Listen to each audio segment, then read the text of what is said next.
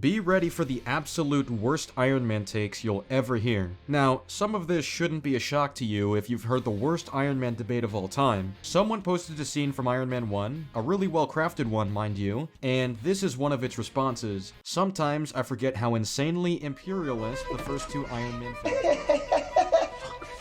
Of course, our favorite mosquito is back for more. Now, you couldn't pay me to pretend to believe in nonsense like this, but pest control? I do for free. I don't know how much more clear these movies need to be. In Iron Man 1, Tony doing things the way America has done it is presented as a bad thing. That's how Dad did it, that's how America does it, and it's worked out pretty well so far. This scene is meant to show that Tony Stark is wrong. This is why he has to change. When Tony sees what his weapons are being used for, and how easily they can fall into the wrong hands, he made the choice to shut down weapons manufacturing. He blames the system for what went wrong.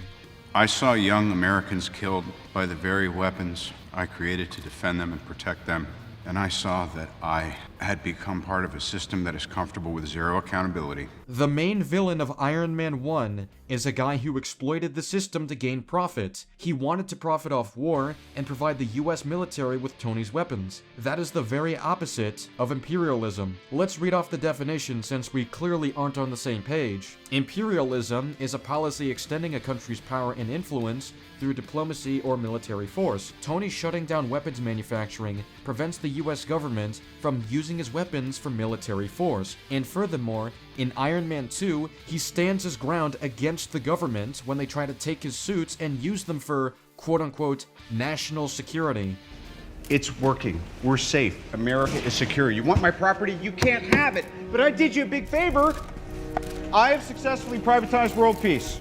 Tony stood against that and never trusted the government with his suits. You're actually deranged if you think these movies are pro-imperialism. Fucking ho! What's the difference compared to Superman and the Justice Gang showing up in Baravia and beating up an evil army, apart from the context? I'm asking with no ill intent. Superman 2025 is also US imperialism, lol. Oh great, more insane Superman takes. We'll skip over this for the most part since this has been talked about to death. So this person asks how we can write a superhero story where the hero fights dictatorships without it being seen as imperialism. There's an attempt to answer this. No. The issue is that within both of the examples given, the superheroes are coded as representative of American values. Iron Man is obvious, but the Justice Gang are a corporate-funded American group. Gunn depicts the Jahamporians as helpless bodies, not even bothering to depict them as actual human beings beyond objects that must be saved by American interventionism, which for obvious reasons is pretty bad. Okay, so first of all, Iron Man is acting against the American government, so he doesn't represent their military. They're an antagonistic force to him in both Iron Man 1 and 2. The Justice Gang is a dumb example because they're acting against protocol in the scene where they're saving people. And your argument boils down to saying it's bad to have heroes save other people in other countries. This is completely insane.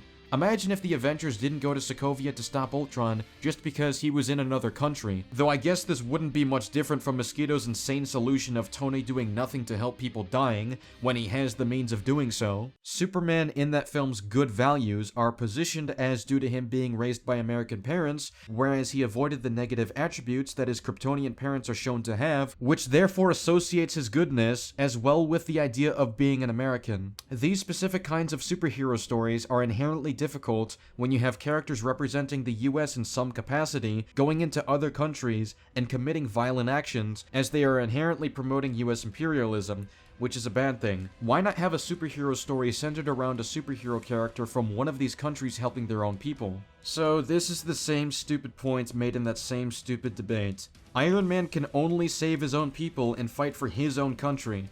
I'm sorry, isn't this the exact kind of rhetoric that Homelander advocated for? Okay, how about saving the world? Wow, unanimous strong reaction. So what is it about? Nope.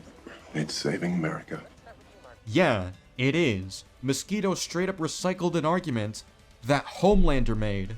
Like, are you kidding me right now? It's like you want Iron Man and Superman to act like Homelander. It doesn't matter if the threat is in another country or the US. Tony's weapons are out there, and their distribution falls on him. He believes that it's his responsibility to destroy those weapons to prevent them from harming others. What is so bad about that? Do you want him to enable his own weapons from slaughtering people? Are you crazy? Oh, am I? Am I crazo, Rigby? Someone didn't pay attention to MCU plots. His name was Charlie Spencer, you murdered him. Neither did you, because Civil War's solution isn't to do nothing. They acknowledge that inaction is a bad thing. Stupid bitch! Cap's side is the one that represents freedom for everyone, while Tony's is treated as more controlling and paranoid. This is a very important question that Cap raises, and it can't be directly refuted, which is why Cap's side is generally in the right. Would it have been better if Iron Man let children die? Would it have been better if they let Ultron destroy the planet? Why shouldn't superheroes get involved when they are the only ones capable of preventing people from dying in these situations? There's also this hilarious exchange that I think speaks for itself. I think it would be a lot worse if superheroes decided not to save certain people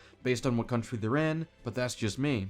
You people need to stop interjecting on discussions you do not remotely understand. This is a commentary on the movie's uncritical, allegorical portrayal of American interventionism. It's not about how it's bad to save people from other countries. Are you a child? Iron Man doesn't represent America. Superman is even less subtle, and he says to your face that he doesn't represent anyone except for himself. Framing either of these movies as pro-imperialist is media illiterate at best and disingenuous at worst. Well, I guess if the movies say that they aren't pro-imperialist, then the quintessentially American icons just aren't anymore.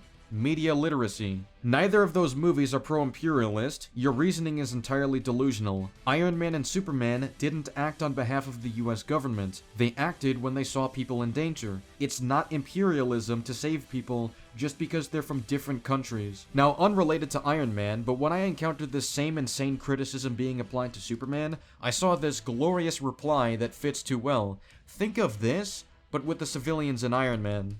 I'm sorry, but arguing that Iron Man, the movie, is not a piece of pro-imperialist media is insane. A character saying something within the narrative of the movie does not remove the real-world context that the film exists in. Superman has always been an extension of America. Look at the damn colors of his suits. Superman's suit is not American-coded because it is blue, red, and yellow. Can you show me the red on the American flag? You're thinking of Homelander, the guy who prefers to be represented by saving America rather than saving the world. Which is a really concerning parallel between your arguments. Crazy idea, but maybe Iron Man and Superman don't represent America's government or military. Maybe they just represent individuals who want to help. I understand that concept may be difficult for you to understand, and I'm very sorry that perplexes you. The American superhero selling weapons and technology to the American military, then later working with/for the American government, doesn't represent America.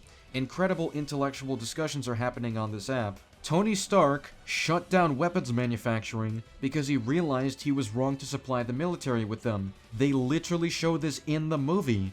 Did you watch it? For that reason, Iron Man doesn't work for the military in the movie. He also refuses to work with the government in Iron Man 2. This is a blatant lie about these movies. A key component of media literacy is engaging with the context in which something is made. If you refuse to see the blatant war on terror propaganda influences on Iron Man 2008, or any pro-imperialist themes in superhero movies, you're beyond help and your analysis is worthless. It's funny how you talk about media literacy when you literally just said that Iron Man works for the military in the movie, despite them never working together in the movie. In fact, the military is an antagonistic force in both of these movies, and it's presented as a bad thing for Tony to supply them with weapons. Like, are you serious right now? This is so stupid, it's beyond parody. Tony Stark shut down weapons manufacturing because he realized he was wrong to supply the military with them. Iron Man doesn't work for the military in the movie for this very reason. This is a disingenuous comment. Did you miss the part where he continues to go back and blow up Afghanistan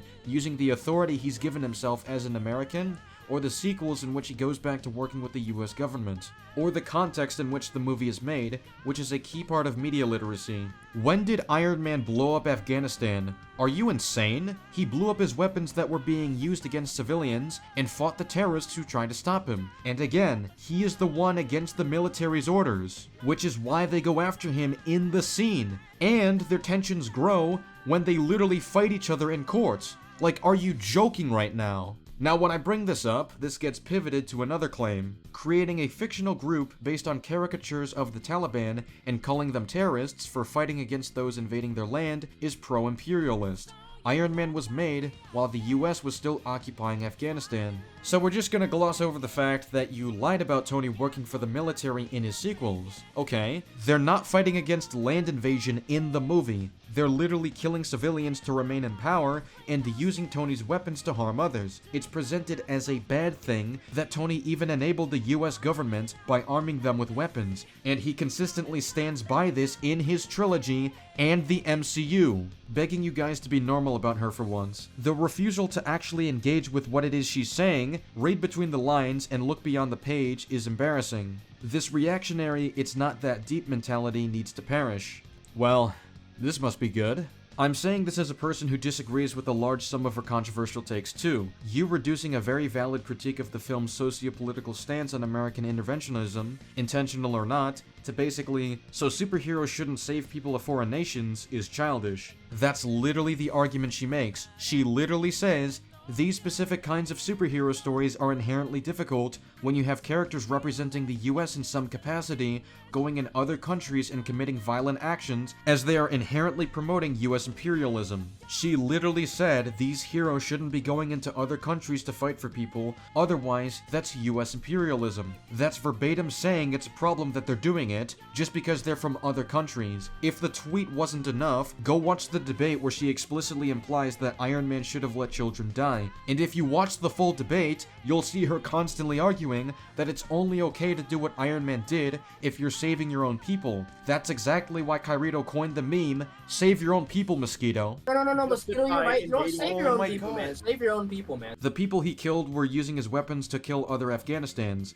and he never worked with the US government after that. You can't talk about movies that you don't remember. We have to protect the good ones from the bad ones is famously not the public justification for basically all US interventionism ever. Iron Man is not America. Stop conflating the two. But Iron Man is fighting against the US in the movie too. And there's a principle in counterinsurgency of acceptable opposition. The government is okay with criticism of itself, even actively encourages it, as long as that criticism relieves pressure and thus prevents insurgency. Movies are a great means with which to do this. How does it relieve pressure on the government? By showing that they can't be trusted with Tony Stark's weapons. If anything, it makes people averse to supplying them with weapons, which is necessary for them to enact imperialism. In Iron Man 2, this is Tony's exact concern. You also see this with The Winter Soldier. That movie critiques tons of things the US government actually does, so people claim it's anti-hegemonic, but it offloads blame for that which it critiques onto Hydra. It's a clever bit of narrative sleight of hand. That doesn't offload blame because people still had the choice not to join Hydra. This isn't a movie where people are mind-controlled into joining Hydra. Like, the fuck are you talking about? They chose to in pursuit of absolute control. In Iron Man, the manner in which weapons manufacturing and imperialism are done are criticized, but not the underlying systems which cause weapons manufacturing and imperialism, capital accumulation, which is in fact glorified by its rich protagonist. Oh my god, Tony explicitly states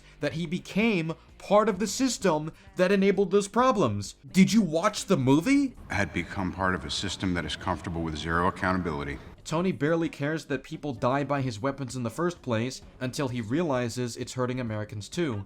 So there is a streak of anti-war nationalism, itself is an oxymoron position underlying the film. That he also helps some non-Americans is borderline coincidence. This is complete bullshit. Tony is specifically affected by the mention of Gulmira when photos are shown to him because Yinsen mentioned that he was from there. He also fights for the foreign civilians, not just for Americans. If he only cared about Americans, why didn't he just destroy his weapons and leave? Why bother saving any of these people? You're blatantly lying by claiming Iron Man only cares about the Americans getting hurt. He was under the impression that only terrorists were going to be the targets. He wanted his weapon to be fired once so that the terrorists would be too scared to act. I prefer the weapon you only have to fire once. Claiming that it's a borderline coincidence that some non-Americans are being helped is just blatant cope. You're willfully ignoring information that defeats the premise of your claims. It's not coincidental that Tony saved people in danger. He could have chosen not to. I can't believe I have to explain this. As for the 10 Rings, yes, groups like that exist, although many groups which are, in fact, leftist are portrayed similar to them, so still propaganda. Yeah, okay. but they overwhelmingly exist because of intervention. The solution isn't good intervention, it's not intervening at all. Oh my god. So your solution is for Iron Man to let children die. What the hell am I reading right now? You're unironically arguing that you shouldn't save people in danger because that might motivate other supervillains. By your logic, Spider-Man should have accepted Tombstone's deal in The Spectacular Spider-Man because he's only creating supervillains as long as Spider-Man intervenes in fighting crime. This is absolutely insane. Just a guy claps back with common sense. I responded with the Cinema Seeker's iconic meme, and I was met with this. America getting involved in Iraq was good because it saved children. Citation needed. Iron Man is not America. Try again. He's the good billionaire, which America wants you to trust in even more than they want you to trust in their own military. After all, they're the whole point of the military-industrial complex. Except Tony is presented as the bad billionaire at first, and that's when he explicitly states, that's how America did it, and it's worked pretty well so far. This also doesn't address what Tony should do. His weapons are being used to kill. He can stop it. What should he do? The bad billionaire became a good billionaire because of guilt is not exactly better. What should he do? Probably put all his weight against the entire military-industrial complex, not just his part in it. That would probably be perceived as actively traitorous, which is why it would never actually happen in his story. Oh, you mean like what he did in Iron Man 2? By refusing to hand over his suits to the military, which made him a traitor in their eyes and made them want to take his suits by force? You mean the same universe, where that same government planned to assassinate Tony Stark. I'm just gonna add real quick, the reason that Tony Stark changes is because of a non-American. He listens to what a non-American has to say, and he changes based on that. Like, what do you mean he doesn't care about people that aren't American? Are you insane? I'm done. I'm actually done. I've officially gone insane after diving into this black hole of insanity. There's seriously no way these are real opinions people have actually conceived. Iron Man should have sat back and let children die. Iron Man represents the same military that are literally antagonists in the Iron Man movies. Like, what the hell are we talking about? I've never seen such a delusional set of takes that somehow, some way, makes some points from the critical drinker look less insane in comparison. If you're making the critical drinker look mildly intelligent, that is a humongous problem. It's time to start paying attention, or drop the grift because everyone's gonna see through it eventually. That's all I want to say for now. I'm done. Let me know your thoughts in the comments and try not to drive me insane like these people have. Goodbye everyone, that's it.